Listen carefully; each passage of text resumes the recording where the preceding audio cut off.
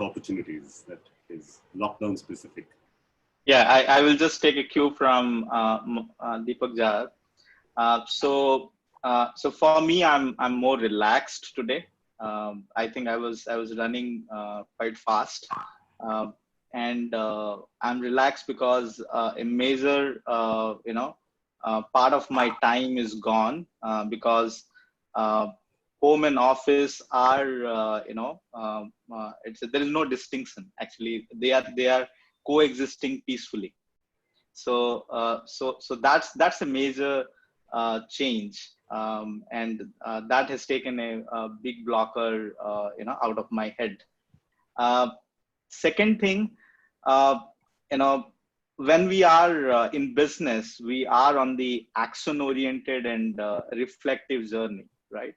So reconciling the paradox of pause and action, right? Both are critical, and most of us don't control that often. But for me, in last 5 months, avoiding not to be too passive or too hyperactive. So that is a conscious thing which I have done, and I have taken step back to reflect a lot. Worked in the banking industry for 12, 13 years. It was crazy journey, but being as an entrepreneur, when you are running business and during the crisis, uh, taking a step back and reflect, it was necessary for me. And uh, attention to the details. Probably I was not giving that much detail, to the work. So now I'm giving more detail. I picked one habit what I was not appreciating from my wife. I picked yoga. I learned yoga from her. Oh, nice.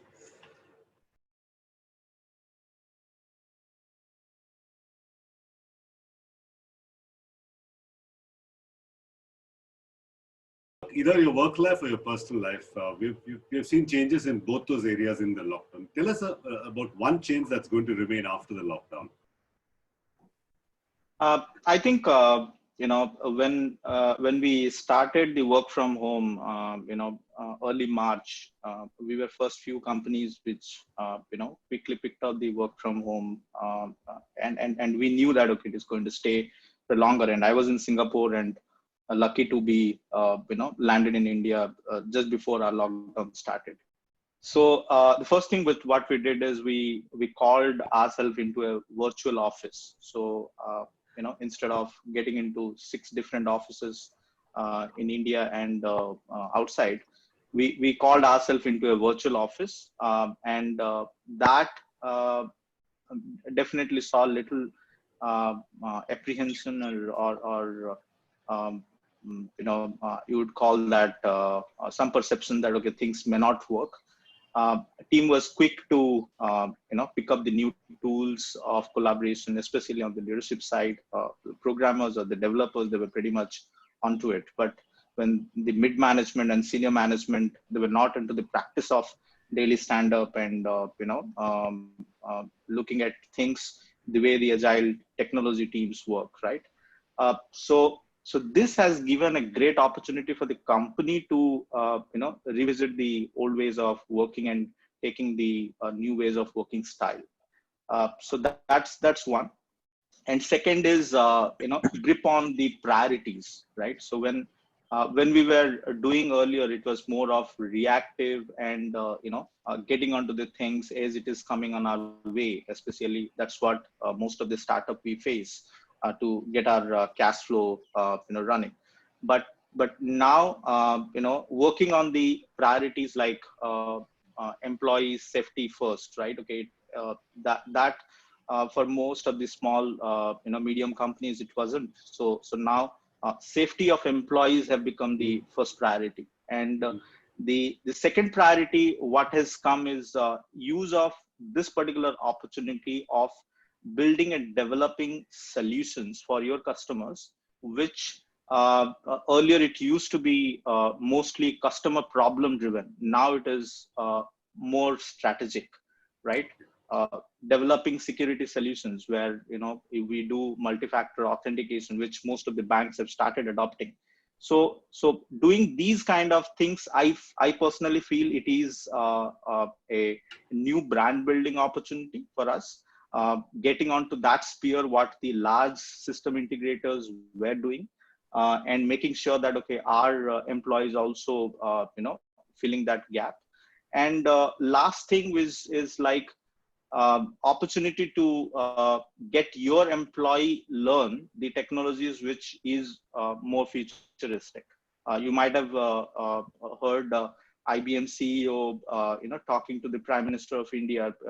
It came today, and it was all of those opportunities. And if companies of our size is not being prepared, because innovation comes quicker and faster with us, and for me, it's a great opportunity to uplift my company into that particular stage. Excellent.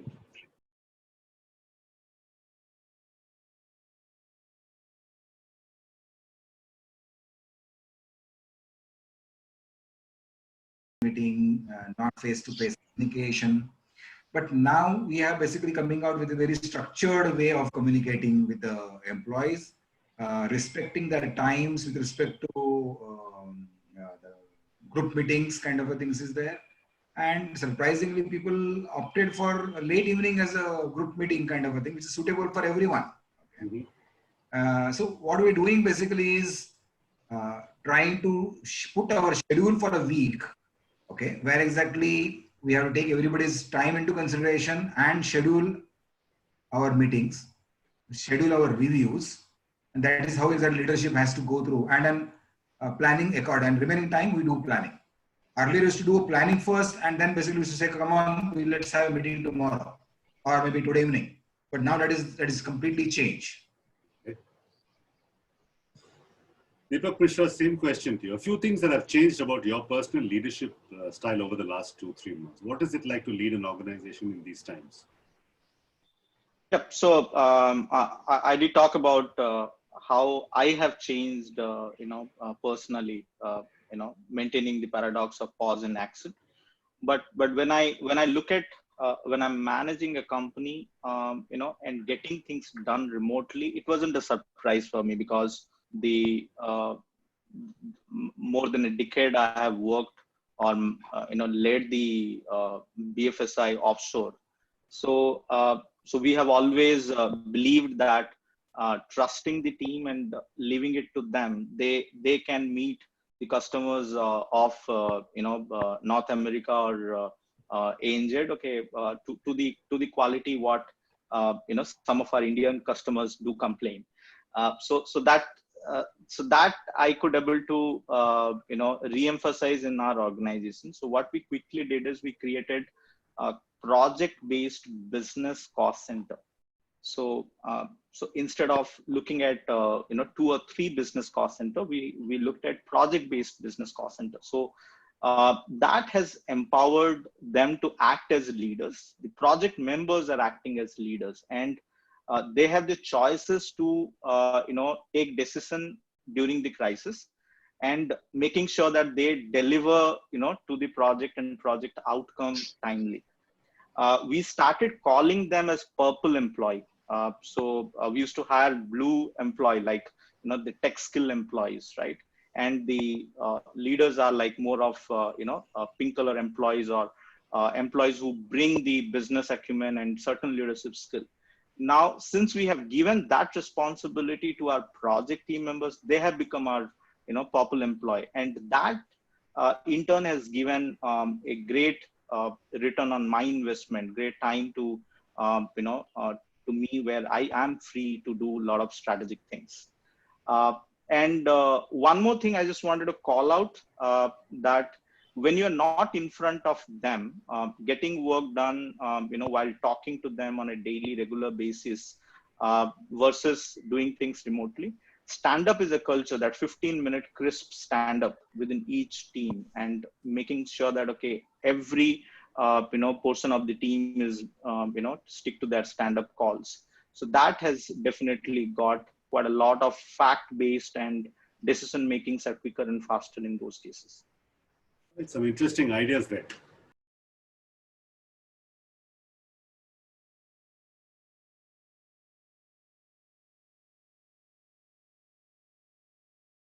definitely a key.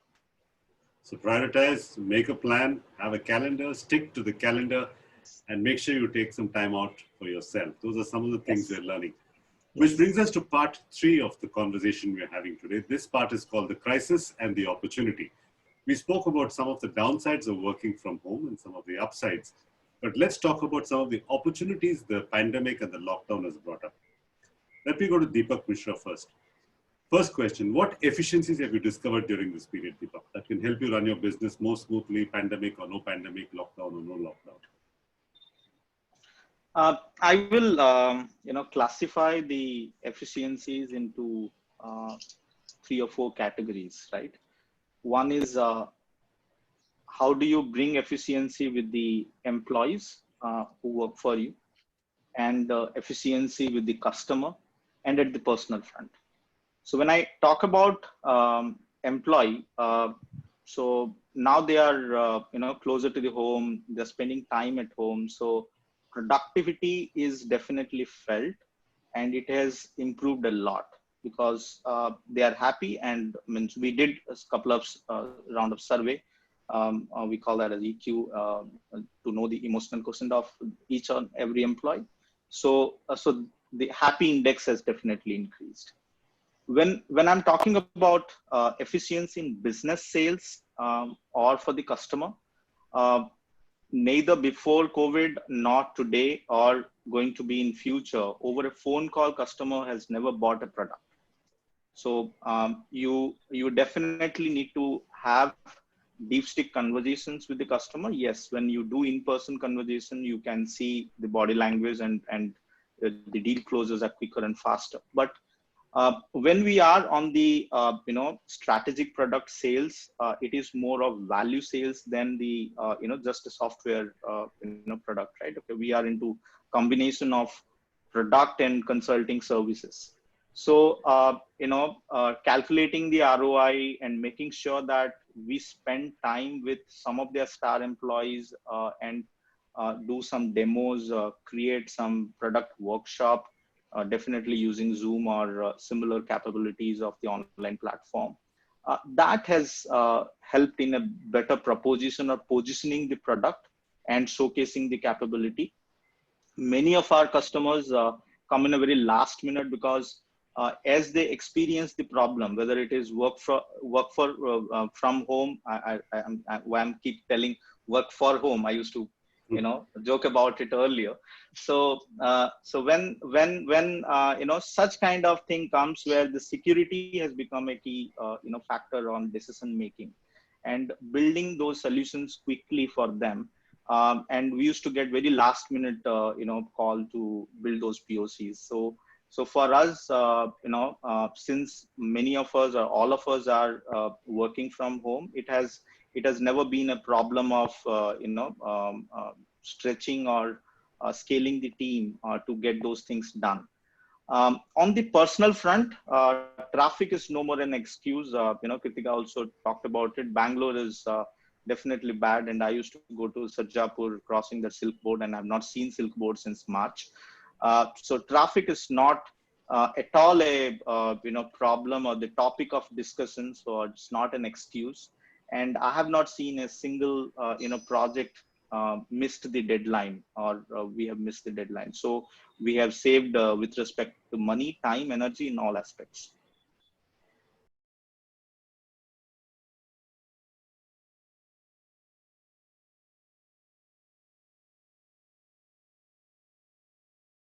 All right, this brings me to my final question before we take a couple of audience questions. I'm going to start with Deepak Mishra. Deepak, quite frankly, we are a privileged lot. In spite of what we call difficulties, we still have homes, we have financial assets, we have healthcare, we have access to hospitals. What has this crisis taught you about people who are not as fortunate as us, migrant workers, for instance? Yeah. So for me, the definition of workers are like of two categories. One is the unorganized migrant workers. Another is organized migrant workers, right? So I think most of the time we forget that there is also a sheer responsibility of us to take care of the organized migrant workers, people who come from small town or small villages, of India, and they move to the large cities. And when they lose the jobs because of this pandemic, there must be somebody to look after. So during March, April month, we created a learning program called LEAP, Learn, Excel, active and passionate. So this particular program was in partnership with Red Hat Academy. I'm not sure if everybody knows about it. Red Hat Academy has hundreds of colleges associated, and my training company has about 100 plus colleges, in smallest town. We are associated, and we have been engaging, with thousands of students, talking to them how they can be enterprise ready from home. And we are also talking to the organized, migrants who have lost job during this pandemic. And we have impacted more than 100 of them, preparing them on the cutting edge technology in a 6 weeks span of time.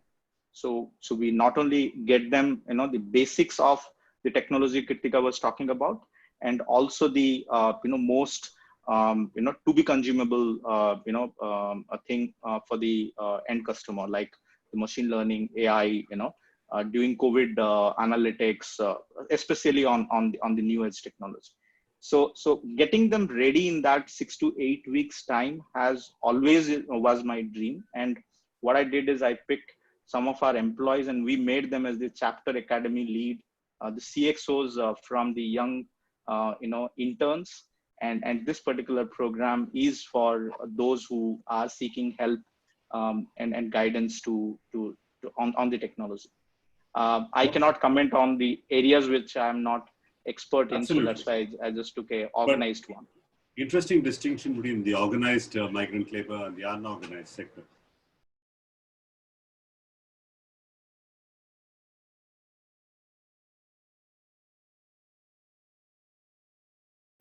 Deepak, Mishra, I'm going to ask you to answer this question.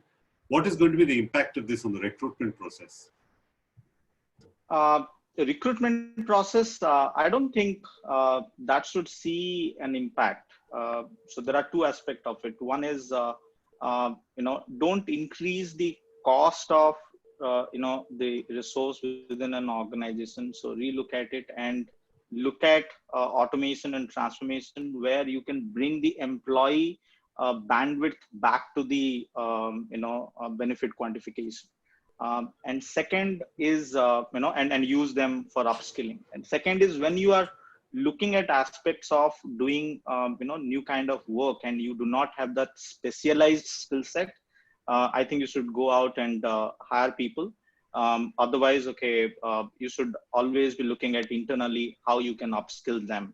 Find out a training partner, or I would say hire trainers who can prepare your available resources. I think that's the best mantra to keep your organization budget as well as employee motivation up to the mark. All right, this brings us almost to the end of today's show. Now, Tanvi Nabar is a very talented artist and she's been making sketch notes all through our conversation. So instead of taking meetings of the minute, we thought we'll create it in a graphic artwork form.